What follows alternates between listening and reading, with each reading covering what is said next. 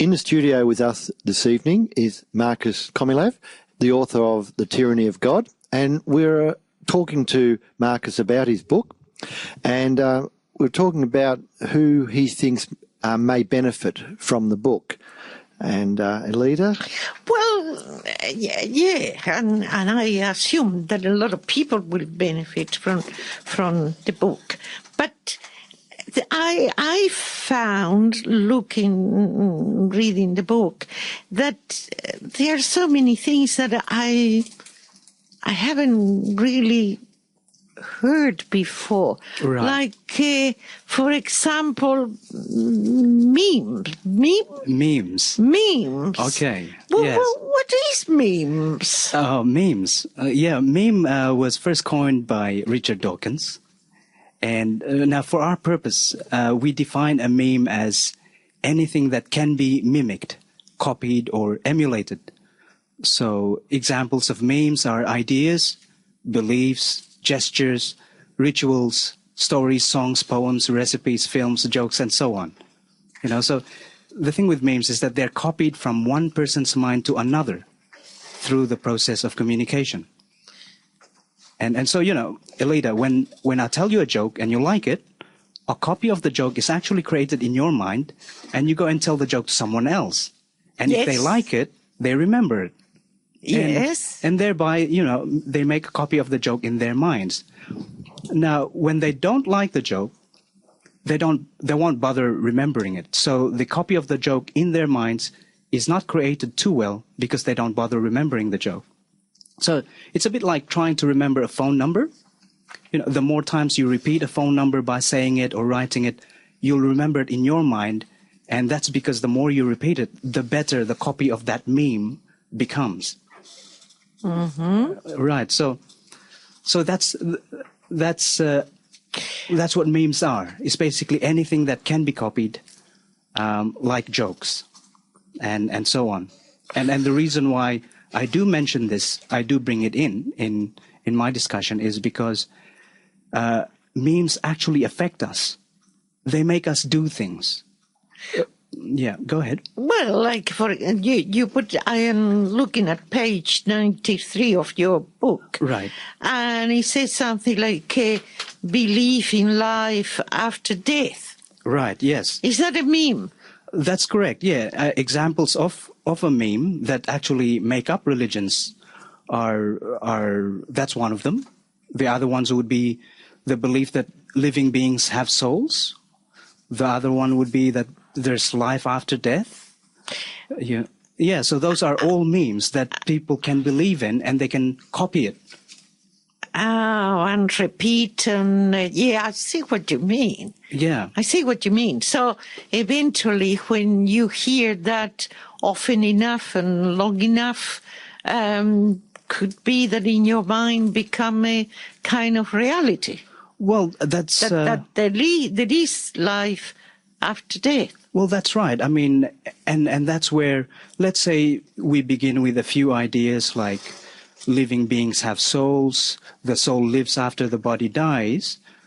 That then builds on to other things. Then it makes it possible for us to believe in the concept of heaven, the concept of hell. That's right. One thing brings the other. That's exactly right. That's right. And so all these sort of beliefs, they become incorporated into parables, like those of Abraham and Moses and Jesus.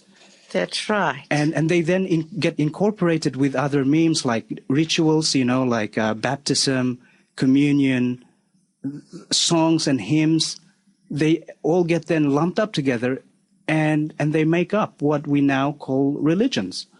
That's right. But that memes could apply to anything, including atheists or the way you explain it, right, doesn't need to be religion alone. That is correct. Is that what you're saying? That is correct. That's right. That it is this idea of memes is not limited to religion alone.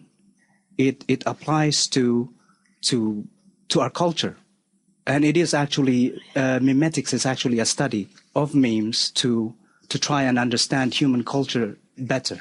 And doesn't need to be reality. A meme can be just something from the imagination. That is correct. Yeah, because memes could be just ideas and beliefs. This is another argument I put in my book, is that beliefs and delusions are actually two sides of the same coin. Memes do not have to be true. Ideas do not have to be true. We can believe in anything we want, but just because we believe it, it doesn't mean that it is true. That's right. That's right. Oh, right. Yeah, yes. So does that sort of clarify the concept of yeah. Yeah. Did call my eyes, because memes, I mean, I remember my mother. Yes. She has a say for everything. Right, yeah. And sometimes they say even contradict each other. Yeah. But she did apply, she controlled us children with some say.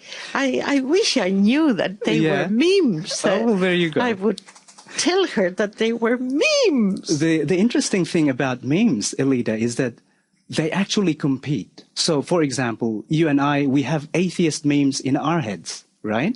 Yeah. And other people that have religious memes in their heads. And when we actually talk to them and we try to copy our memes into their heads, because they have religious memes already existing in their heads, our memes usually get rejected, because more memes inside their minds are rejecting our propositions.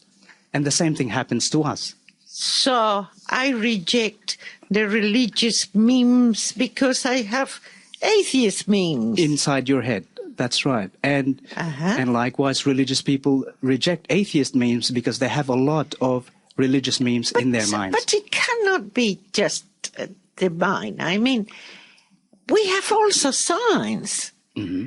We have also, we have also science.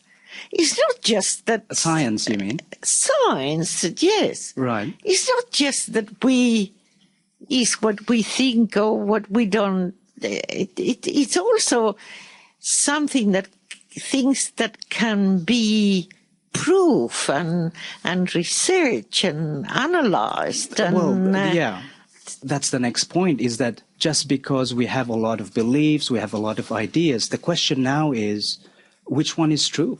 Which ones are true? That's another point of discussion, where people say that the religious memes are much better. What is abiogenesis? Abiogenesis? How? Yes, abiogenesis. Genesis. What is? It's the study of how life first began here on Earth. So there's. But from the point of view of science.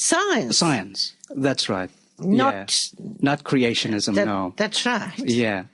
All right. In my book, I've actually provided, and I'm happy to discuss them now, a short history of how monotheistic religion was spread from one groups of human beings to another.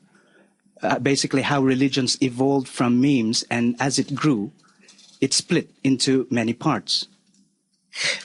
I mean, I don't know if, because I think a lot of people, I don't know if you're familiar with the history of Judaism, Christianity, and which I wasn't, to be perfectly honest. So I found researching them very interesting as well. I'm very interested in that subject, and one of the problems we have is that it appears to me that the early Jewish nation, the Israelites, were quite culturally backward. And there's very little written record or any evidence, archaeological evidence of their existence. That's right, yeah. So also keep in mind that 600 years of Inquisition, they burn everything that they could think of, find or anything.